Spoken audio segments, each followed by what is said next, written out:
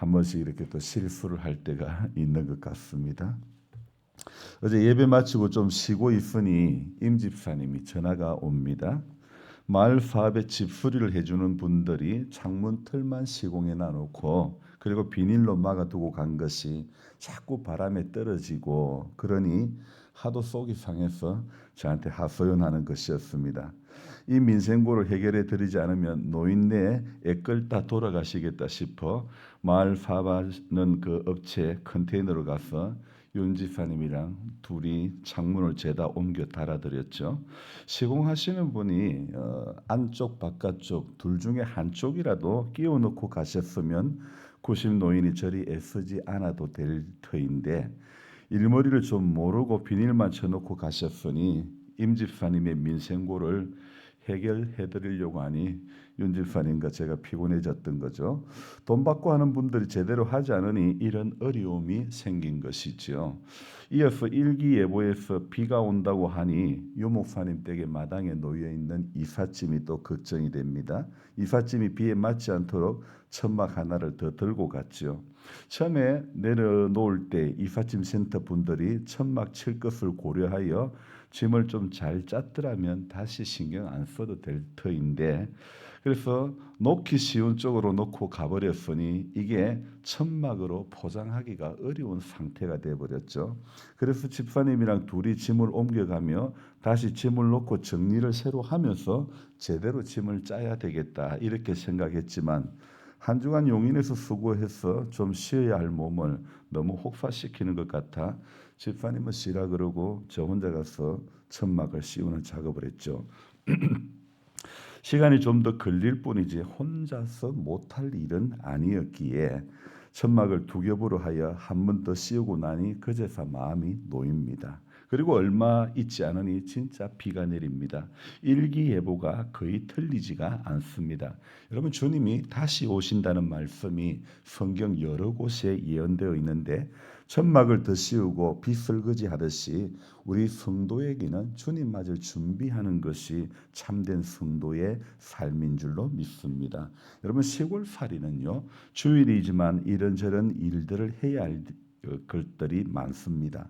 그러나 안식일이다. 주일은 일을 해서는 안 된다고 하는 그런 율법적인 부분에 붙들릴 수만은 없는 것이고 또 그렇다고 이런저런 민생고를 다 해결해 드리려면 그것 또한 쉬운 것 또한 아니죠. 이번에는 정 장로님이 전화가 옵니다. 밭에 그런 뿌리로 들어갔다가 비가 오는 바람에 차가 밭에 빠져버렸다고 전화가 옵니다.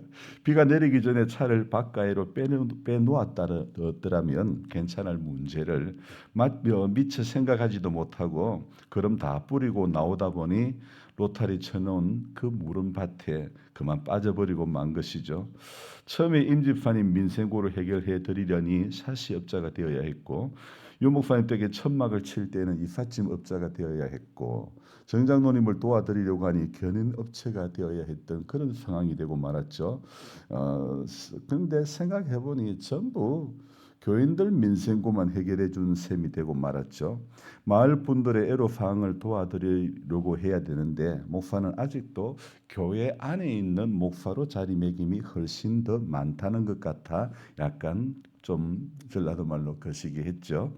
조 집사님도 문 손잡이가 빠져서 좀 붙여달라고 한 지가 며칠이 되었지만 그것도 바빠서 시간이 나지 않고 아직 못 해드렸고 임 집사님도 대문을 고정하기 위해서 시멘트 바닥에 구멍을 좀 뚫어달라고 하셨는데 그것도 아직까지 해결해 드리지를 못했습니다. 정말 해야 하는 것은 복음을 전하고 사랑을 전하고 생명을 살려야 할 분들에게 다가가는 일인데 그러니 우리 성도님들은 정말 나이 많고 혼자 살고 그러는 분들은 도와드려야 되는 것이 마땅하지만 업자 불러서 해결할 수 있는 일들은 해야 하는 것이 맞는 것 같습니다. 요즘은 업자도 주일은 다 쉰다고 하지요. 하지만 시골 목회에는 업자도 쉬고 하지 않는 일까지도 종종 하게 되기도 합니다. 이건 맞다 틀렸다 할 문제는 아닌 것 같고 꼭 시급하게 해야 할 문제입니다. 문제, 또 시험해도 될 문제로 나눌 수 있을 것 같습니다. 꼭 목사에게 도움을 요청할 일이 있고 업자에게 맡길 일이 있다는 것, 이런 것들이 어쩌면 구분이 되어져야 할 것 같습니다. 초대교회가 부흥되어져 갈 때에 구제의 일로, 구제의 문제로 이렇게 어려운 부분이 생겼을 때에 사도들은 말씀과 기도에 힘쓰도록 7 집사를 세웠듯이 주의 몸된 교회가 달란트에 따라 좀 더 조직이 체계적으로 정비되어지면 좋겠다, 이런 마음도 듭니다. 우리 주님의 목회는 복음서를 읽어보니 아주 규모가 있는데 저의 사역에는 아직도 규모 없이 중구난방일 때가 많은 것 같습니다. 오늘 이 마가복음 9장만 해도 영광스러운 모습으로 변화되신 주님의 모습과 또 이어서 귀신 들린 아이를 고치신 사건과, 그리고 주님은 죽음과 부활을 두 번째로 말씀을 전하시며 1인 면역의 사역을 하시는데, 오늘 이 33절부터 제자라는 사람들은 어떤 모습, 주님은 이렇게 본을 보이시고 사역의 길을 묵묵히 걸어가시고 계시는데 주님을 따른다고 하는 제자들은 어떤 모습을 보여주고 있는지, 우리는 이 마가복음 9장에 나오는 주님의 가르침과 그 가르침을 받는 제자들의 모습 속에서 지금 우리의 신앙의 현 주소를 발견해야 할 것 같습니다. 오늘 이 본문을 보면요, 예수님께서 예수님의 순환에 대한 이야기를 두 번째로 말씀을 하셨습니다. 이에 대해 제자들의 반응은요, 예수님에게 묻기가 두려웠다고 했지요. 예수님의 말씀을 이해하기 어려웠고, 이해했다 하더라도 자기들도 그런 삶을 살아야 한다는 그런 부담감이 있었기 때문에 예수님의 말씀을 어쩌면 회피하고 싶었을 것입니다. 예수님의 순환보다는, 그 예수님의 고난보다는 예수님께서 사람들에게 환호를 받음으로써 자기들이 누릴 환대에 대해서 관심이 더 컸던 것입니다. 이제 예수님께서 예루살렘으로 향하신다는 것을 알고 자기들이 받을 영광에 제자들은 집중했던 것 같습니다. 예수님은 마지막 갈릴리 사역을 마무리하시고 예루살렘으로 올라가시려고 할 때입니다. 제자들은 길에서 누가 크냐, 이런 쟁론을 했습니다. 예수님께서 제자들과 가버나움에 있는 집에 들어가셨을 때에 제자들에게 묻습니다. 너희들이 길에서 서로 토론한 것이 무엇이냐, 주님이 묻습니다. 34절에 뭐라고, 제자들의 반응은 무엇입니까? 34절 서두에 그들이 잠잠하니. 왜 잠잠할까요? 그들은 아무 대답을 하지 못했죠.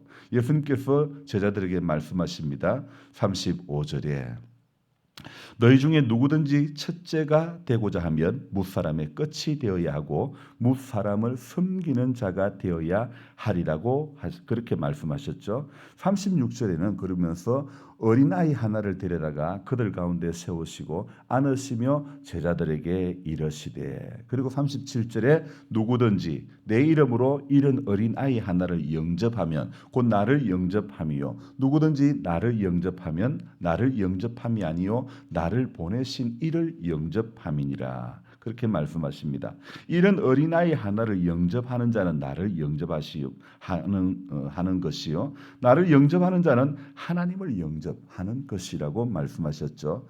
여러분, 이 어린아이를 세우시고 이렇게 말씀하셨는데, 사실 어린아이라고 하는 것은요, 미약한 존재를 말하는 것입니다. 전쟁에 나갈 수도 없고 어떤 돈을 벌어서 세금을 낼 수도 없고, 이런 그런 어린아이 같은 사람, 이런 낮은 자를 영접하는 것은요, 사실 겸손할 때 가능한 일이죠. 주님의 제자들은요, 제자된 사람은 겸손한 자가 되어야 함을 말씀하시는 거죠. 여러분, 하나님의 나라의 질서는요, 세상 질서와는 정반대입니다.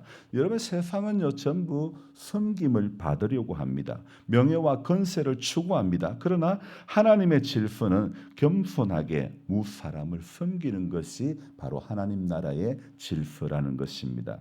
여러분, 그런데 섬기는 것이 결코 쉽지는 않은 것 같습니다. 나보다 높고 나보다 어떤 힘이 있는 사람을 섬길 수 있기는 쉬워도 어린아이와 같이 나보다 약한 자를 섬긴다는 것은 쉽지가 않습니다. 예를 들어서 정치하는 사람들을 한번 보십시오. 여러분 이 정치라는 것은요 생리적으로 겸손하기가 어쩌면 어려운 그런 직업인 것 같습니다. 상대방을 비방하고 또 때로는 혐오하고 험담하고 당을 짓고 이런 일들을 서슴지 않고 하게 되는 모습을 우리는 종종 보지 않았습니까? 그래서 참 그리스도인들이 가장 하기 힘든 일들 중에 하나가 어쩌면 정치라는 것이 아닐까 이런 생각도 해봅니다. 겸손하게 상대방을 높이는 것이 정치의 세계에서는 쉽지가 않는 문제라는 거죠. 여러분 또 교회에서 우리가 교회 생활, 믿음 생활에서 가장 어렵고 힘든 섬김 중에 하나가 주방 봉사인 것 같습니다. 일방적으로 성도들도 교회에서 섬김을 받기를 원하지 겸손하게 섬긴다는 것은 쉽지가 않습니다. 주방 봉사를 한다는 것은 정치인들의 용어로 말한다면 바로 험지가 되겠죠. 어렵고 힘든 일이죠. 그래서 주방 봉사하면서 시험 들고 여러 가지 분란도 자주 일어나게 됩니다. 주님은 우리가 약한 자를 영접하라고 하시죠. 교회에서 섬김의 봉사도 어린아이를 영접하는 것과 같은 것입니다. 바로 이것이 우리 주님을 영접하는 것이죠. 그래서 신천지 같은 곳에서는요. 포섭 대상자를 장애인 같은 사람, 몸이 약한 사람 이런 사람은 포섭하지 않고 신체가 건강한 젊은 사람들 위주로 포섭을 한다고 하지요. 바울은 말하기를 남을 나보다 낮게 여기라 이렇게 빌립보서에서 이야기를 하는데요. 아무 일이나 다툼이나 허영으로 하지 말고 오직 겸손한 마음으로 각각 자기보다 남을 낮게 여기고 여러분 우리는 오늘 이 바울이 빌립보 교회를 향해서 보냈던 이 편지 속에서 했던 이 말씀이 우리 믿음 생활 가운데 꼭 필요한 그런 말씀인 것 같습니다. 다툼이나 아무 일에 다툼이나 허영으로 하지 말고 오직 겸손한 마음으로 각각 자기보다 남을 낮게 여기고 남을 더 귀하게 여기는 이 마음이 우리 믿음 생활 가운데 꼭 필요하다는 것입니다. 그래서 그 나보다 약한 사람을 섬기는 것이 바로 주님을 영접하는 것 우리는 기억해야 하는 것입니다. 우리 주님께서 그런 사람은 상을 결코 잃어버리지 않겠다고 말씀하셨습니다. 여러분 바로 이것이 성숙한 제자의 삶이라는 것입니다. 그래서 우리가 신앙생활하는 것, 우리가 새벽에 기도하는 것, 우리가 하나님 앞에 나오는 것은요. 내가 복을 받으려고 하는 것이 목적이 되어서는 안 되는 겁니다. 내가 오늘도 주님이 가신 그 길을 묵묵히 따라가는 같이 따라가는 걸어가는 그 길을 걸어가는 좁은 길을 걸어가는 제자가 되는 삶이 우리 신앙생활의 최종 목적이 되어야 하는 것입니다. 그래서 오늘 이 하루도요. 나 주께 왔사오니 복 주옵소서 이 찬송만 부를 것이 아니라 우리는 주님 앞에 오늘도 제자 되기를 원합니다. 정말 신자 되기 원합니다. 정말 참된 제자, 참된 성도가 되기를 소망하는 그런 우리의 기도가 있어야 될 줄 믿습니다. 땅에서 사는 동안에 오늘 제자들의 이 모습들 주님은 지금 두 번째 죽음과 부활을 말씀하시는데 제자들은 저분이 이제 예루살렘으로 들어오면 우리가 받을 영광만 그때 누가 더 크냐? 어쩌면 우리도요. 제자들은 원리를 정말 주님이 가신 그 길, 주님이 사셨던 이 가치를 우리가 기억하지 않으면 우리도요. 믿음 생활하면서 누가 더 크냐? 이것 논쟁하다가 하나님 앞에 설 수도 있다는 것입니다. 우리 그때 부끄러운 모습으로 서지 않도록 겸손히 주님이 누가 더 크냐 할 때 어린아이 하나 세우셨던 것처럼 오늘도 우리 가운데서 말씀하시는 주의 음성에 세미한 주의 음성을 우리가 귀를 기울이고 주님의 뜻을 따라 오늘도 묵묵히 걸어가는 하나님의 사람들이 되기를 주의 이름으로 축복하며 기도합니다. 기도하겠습니다. 주님, 우리는 이 세상에 살아가면서 주님의 참된 제자의 길을 걸어가야 될 사람들입니다. 길에서 우리 주님께서 죽음과 부활에 대해서 두 번째 예고하셨음에도 불구하고 제자들은 누가 크냐, 네가 크냐, 내가 크냐 이 논쟁만 하고 있었던 것을 봅니다. 주님, 이 모습이 현재 우리 모습인 것 같습니다. 주님, 우리도 누가 크냐고 할 때가 많은 것 같습니다. 주님, 우리도 나는 저 세리와 같이 아니하여 했던 바리새인의 모습일 때가 많음을 고백합니다.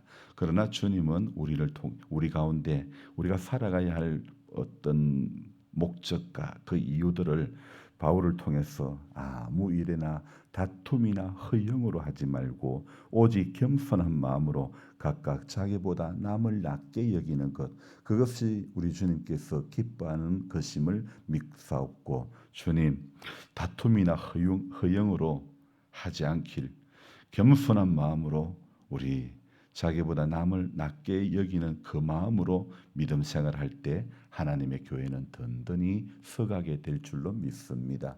교회가 하나님 이 마을 속에서 꼭 필요의 이유가 무엇인지를 알아서 하나님 이 마을 속에서 꼭 필요한 교회, 필요한 성도, 필요한 목회자가 되어서 하나님 빛과 소금으로 하나님 이 마을 가운데서 그렇게 자리매김할 수 있도록 도와주시기를 원합니다. 좋으신 하나님, 이제 5월이 얼마 남지 않았습니다. 남은 이 며칠간 가운데서도 하나님의 말씀 앞에서 바로 서게 하시고 바로 걸어가게 하시고 바로 살아가게 하시고 열매 맺는 제자의 삶을 우리가 살려고 몸부림치고 애쓸 수 있도록 도와주옵소서. 존귀하신 예수님의 이름으로 감사하며 기도드리옵나이다. 아멘. 간절한 마음으로 주여 부르고 기도합니다. 주여, 주여, 주여. 아버지 하나님, 새로운 날을 허락해 주심을 감사를 드립니다. 허락해 주신 이 한 날